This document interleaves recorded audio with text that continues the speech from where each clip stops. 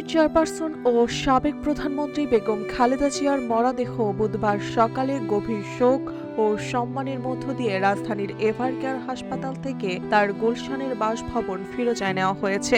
সকাল ৯টার একটু আগে জাতীয় পতাকায় মোড়ানো একটি গাড়িতে করে মরদেহ বহন করা হয়। এ সময় হাসপাতাল প্রাঙ্গণে উপস্থিত ছিলেন বিএনপির মহাসচিব মির্জা ফখরুল ইসলাম আলমগীর সহ দলের জ্যেষ্ঠ নেতারা। নেতাকর্মীদের চোখে মুখে ছিল গভীর বেদনা, আর পুরো পরিবেশ জুড়ে নেমে আসে শোকের ভারী আবহ। ফিরোজায় নেওয়ার পর সেখানে স্বজন, দলের শীর্ষ নেতাকর্মী ও ঘনিষ্ঠরা বেগম খালেদা জিয়াকে শেষবারের মতো শ্রদ্ধা জানাবেন। এরপর মরদেহ নেওয়া হবে মানিক মিয়া এভিনিউয়ে, যেখানে রাষ্ট্রীয় মর্যাদায় জানাজা অনুষ্ঠিত হবে।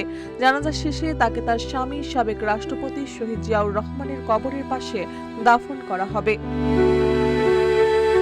খালেদা জিয়ার মরদেহ বহনকে কেন্দ্র করে এভারকেয়ার হাসপাতাল ও আশেপাশের এলাকায় নেওয়া হয়েছে কঠোর নিরাপত্তা ব্যবস্থা। Special security force SSF, president guard regiment PGR, border guard Bangladesh BGB, police ও র্যাবের সদস্যরা সার্বক্ষণিক দায়িত্ব পালন করছেন।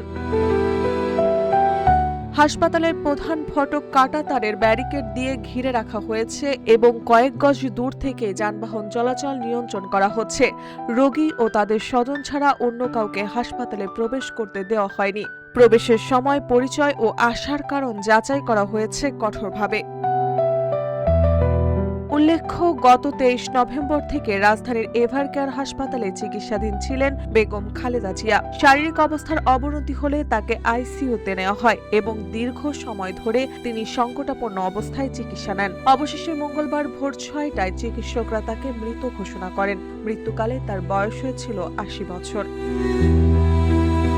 দেশের রাজনীতিতে দীর্ঘদিনের এই প্রভাবশালী নেত্রীর মৃত্যুতে রাজনৈতিক অঙ্গনে নেমে এসেছে শোকের ছায়া। রাজধানী সহ সারা দেশের নেতাকর্মী ও সাধারণ মানুষের মধ্যে গভীর শোক ও আবেগের সৃষ্টি হয়েছে। শেষ বিদায়ে তাকে এক নজর দেখার অপেক্ষায় রয়েছে অসংখ্য মানুষ।